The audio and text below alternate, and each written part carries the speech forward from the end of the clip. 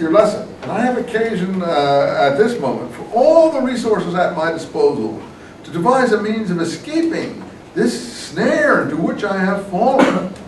So how does he do it? How's he going to escape? See, you're already into the story. Again, it's literature, it's adab, it's flowery, it's wordy, it's not like poetry or hadith or something like that. Totally new style, ornate, flowery prose. Then he said to the tortoise, this was quite clever, actually, in any world. Oh, he doesn't show any sign of being upset. He doesn't show any sign of that he's worried, that he's nervous, that he's frightened. Well, why didn't you inform me of this sooner? And I would have brought my heart along with me. However, it's the practice of monkeys when anyone goes out for a visit to a friend to leave his heart at home, or in the custody of his family, that he may be able to look at the wife of him who receives him under the roof and be at the same time without his heart. I don't even have my heart. Sorry, old boy. Where is your heart then? Said the tortoise. I left it up in the tree, answered the monkey. Of course, the tortoise is a dumb thug, but never mind. And if you return with me thither, I'll bring it straight away to you. Oh, that was fine. The proposal was accepted. The tortoise swam back with the monkey, who, as soon as he was near enough, sprang upon the shore and immediately climbed back up in the tree. And the tortoise waited for some time for him to come down, but of course he didn't come. And they grew impatient and called out to him to take his heart and hurry and come down and see, stop detaining me. I've got to get on with my business here. What? Said the monkey. Do you think I'm like the ass of whom the jackal declared that he had neither heart nor ears? How is this, the tortoise asked. Well, on to another story. Now the monkey is going to tell the tortoise a story about how stupid he is, and so on and so on and so on and so on. Well, I think I've given you a pretty good indication of Khalil Wadimna, don't you think? I think you get the picture. You have another section here you can read. But I think that is the first work of our prose.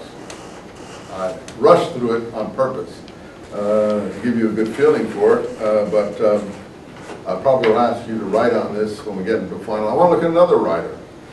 The next writer that comes along, this is the 750s here. The next writer is Al-Jahiz. And I think he really is clever. He's in the 800s, maybe 850 period, something like that. He's half a century later. He's a black, an Afro-Arab, if you want to call him that.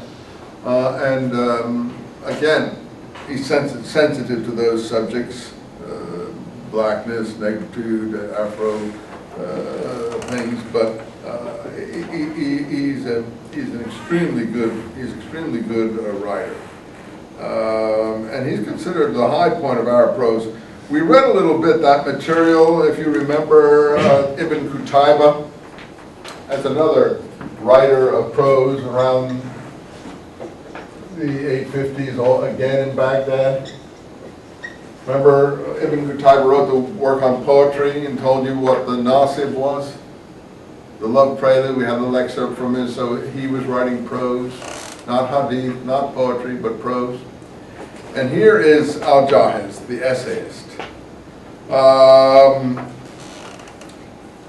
Let me read the second one. Well, there's three here.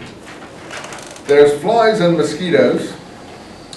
There's about two ascetics in Ahwaz, and there's about being Arab.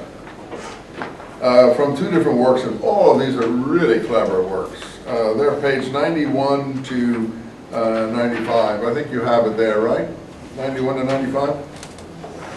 It also gives you a short little sketch. He died in 869. Okay.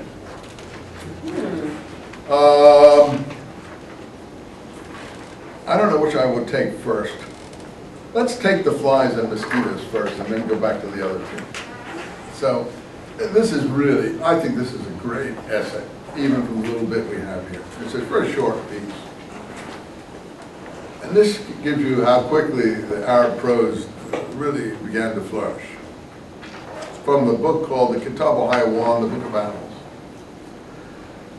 In the fly, there are two good qualities.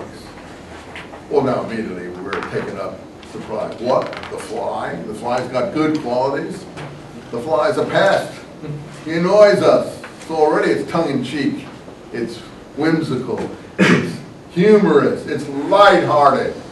A little of this in the Islamic world would go a long way today. A little lighthearted, whimsy, humorousness, tongue-in-cheek, sophistication, delicacy. Enough sawing people's heads off and stuff like that. You know, we don't need all that brute stuff. What we need is a little bit of culture and sophistication that used to exist, and we hope in places it still does exist before all the thugs drown it out. And we need some more jahiz is what we need. We need some more Abbasid civilization. In The Fly, I don't know how many Muslims actually read this stuff anymore. In The Fly, there were two good qualities. Here are the two good qualities. And it's lighthearted. One of these is the easiness with which you can prevent it from causing you trouble and annoyance. That's a good quality. I can easily stop it from bothering me. That's a good quality. And it's a very, you know, an essay about almost the most silly of things. For if any person wished to make the flies quit his house and secure himself from being troubled by them, without diminishing the amount of light in the house, here's what he has to do. He only has to shut the door, and they will hurry forth as fast as they can go, and try to outstrip each other in seeking the light and fleeing from the darkness. Because presumably, if you shut the door and everything, there's no light coming into the house. I guess the windows are closed or shuttered or whatever. And the flies like the light. Have you noticed that? I get a fly in my house, and what I do is I turn off all the lights and get him into the bathroom there with the light on, and he's buzzing around the mirror in the bathroom, and I get a magazine and I lay for him because he's driving me mad with his buzzing. He got in the screen somehow, and after about 10 or 15 minutes, he's so smart, he lands and he knows I'm there waiting for him. He goes and comes and goes. I finally squash him in the mirror if I'm lucky, because he keeps coming back to the light. And that's true, you know. How many have noticed that about flies? Yeah. Yeah. If you know about flies, you'll know that they seek the light. This is a scientific treatise too, you see. This is not just a lighthearted thing. He's observation here, experimentation. Then, no sooner is the curtain let down, the door opened, than the light will return. The people of the house no longer will have flies upon them. So that's great. Look, you can get rid of them easy. It's true, you can do that. However, if there's a slit in the door when it's shut, or the two folding parts of it don't